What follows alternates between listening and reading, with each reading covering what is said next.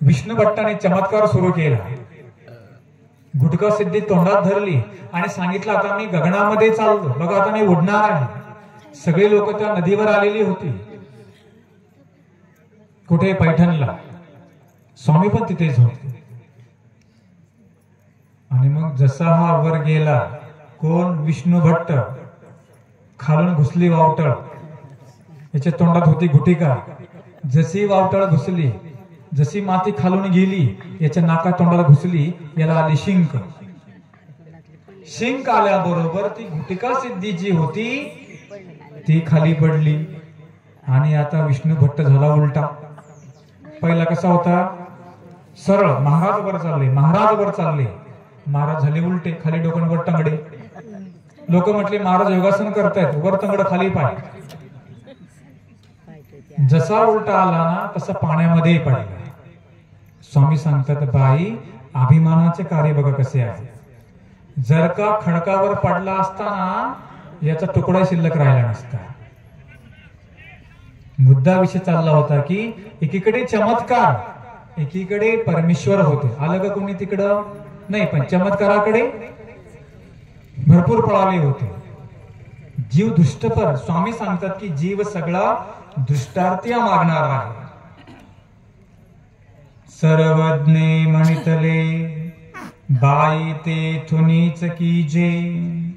बाईसा म्हणते बाबा आम्हाला काही दुष्टपर लागत नाही, आम्ही सगळे अदृष्ट म्हणजे परमेश्वर आम्हाला प्राप्त करायचा आहे।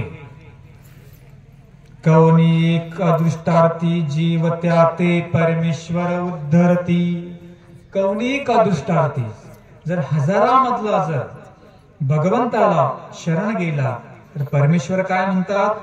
आम्ही त्याचा उद्धार करतो।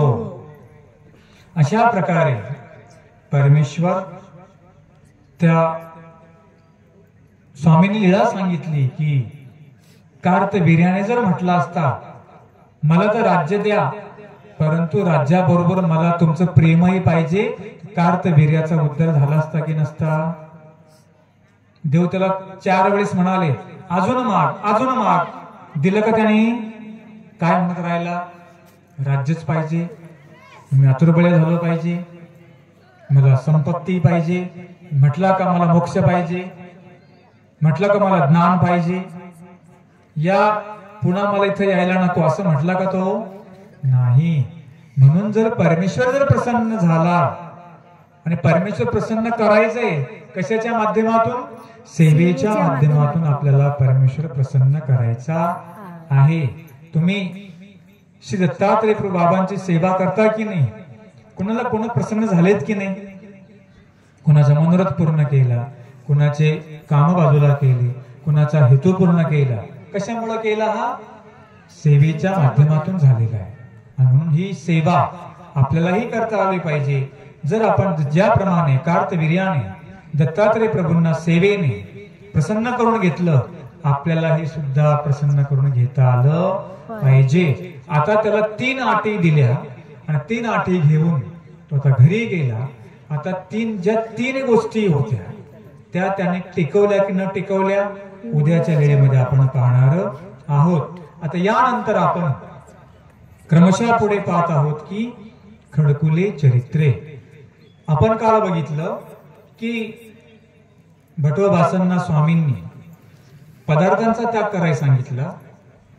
जे काही पदार्थ